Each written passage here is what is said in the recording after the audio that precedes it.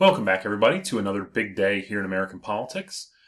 Today's lecture is going to talk about political parties. So, we're going to discuss the formation of parties, their purpose, and the evolution of the system into what we have today. So I want to start with the two main definitions of political parties because their purposes do a really great job of framing how we think about political parties in today's society and one of the great tensions in American politics. The first definition comes from political philosopher Edmund Burke. He described political parties as a body of men united by promoting, by their joint endeavors, the national interest, upon some particular principle in which they are all agreed.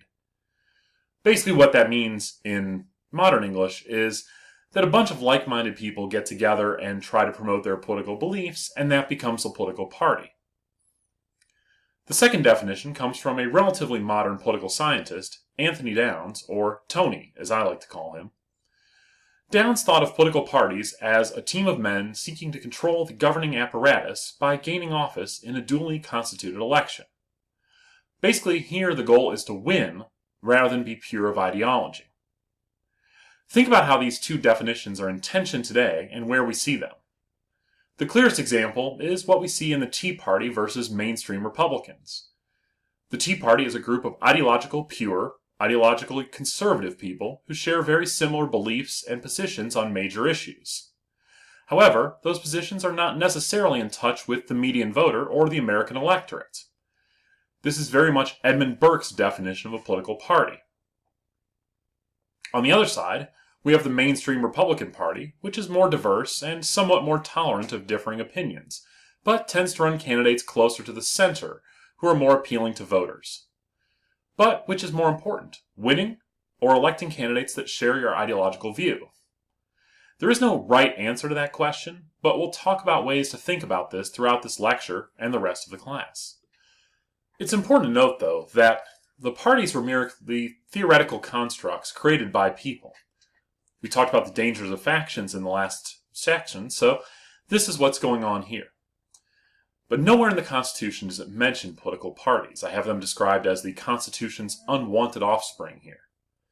All of the references to parties in the law came up later, and if you remember in the first lecture, the Founding Fathers were actually quite worried about these parties emerging. The Founding Fathers thought there was a danger to public order and popular sovereignty from factions like this emerging. But they knew that people wanted to join factions, so here's what we have. This, combined with the First Amendment's Freedom of Assembly Clause, along with the designs of our institutions, made it virtually inevitable that political parties would eventually be formed and dominate the political landscape. So why did we end up with political parties? Once again, we go to rationality, or the political actors acting in their own self-interest, and solving issues of collective action. There's a need for organization. The Constitution's provisions for enacting laws and electing leaders put a huge premium on building majority alliances across institutions and electoral units. This, which is known as Duverger's law, lends itself to two parties emerging, one party gaining a majority and one party gaining slightly less. There's also a need to build stable legislative and electoral alliances. When you're trying to pass laws, it becomes much easier to know who your friends and your enemies are if everyone has officially joined a team, and much easier to figure out who to reward with favors and punish for non-compliance. Third, there is a need to mobilize voters, and this is much easier if we have a stable party machine that could last from election to election. Democrats and Republicans both have significant infrastructure that will be deployed in 2018 regardless of who they nominate for the various offices, and it will look roughly the same regardless. This infrastructure can be used for president in 2020, or it can be used for down-ticket races like Congress, governor, state legislatures, etc., etc. There's also a need to develop electoral techniques, and that consistent infrastructure makes it easier to innovate. When you can spend the years in between elections improving what you did last time, rather than reinventing the wheel every year, campaign techniques quickly improve, helping you mobilize voters, persuade voters, win elections. Finally, the use of party labels to enforce collective responsibility becomes important both for candidates and for voters.